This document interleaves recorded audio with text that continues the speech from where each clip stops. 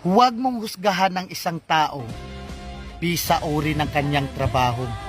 Katulong man yan, karpintero, basurero, o kahit ano pa ang trabaho, basta marangal. Dahil hindi naman batayan ang trabaho para respetuhin mo ang isang tao. Dahil ang buhay, kailangan natin ng diskarte para umasenso. Aanhin mo ang diploma kung wala kang respeto sa kapwa. Kaya tayong lahat ay pantay-pantay lang. Tayong lahat ay may karapatang tratuhin ng tama kahit walang pinag-aralan.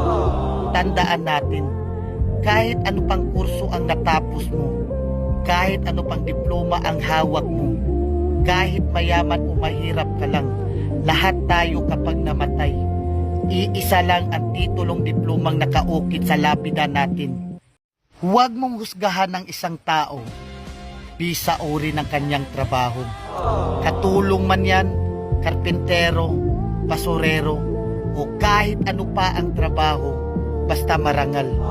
Dahil hindi naman batayan ang trabaho para respetuhin mo ang isang tao. Dahil ang buhay, kailangan natin ng diskarte para umasenso.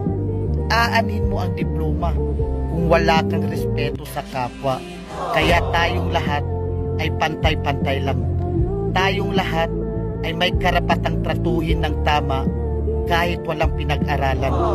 Tandaan natin, kahit ano pang kurso ang natapos mo, kahit ano pang diploma ang hawak mo, kahit mayaman o mahirap ka lang, lahat tayo kapag namatay, iisa lang ang titulong diplomang nakaukit sa lapida natin.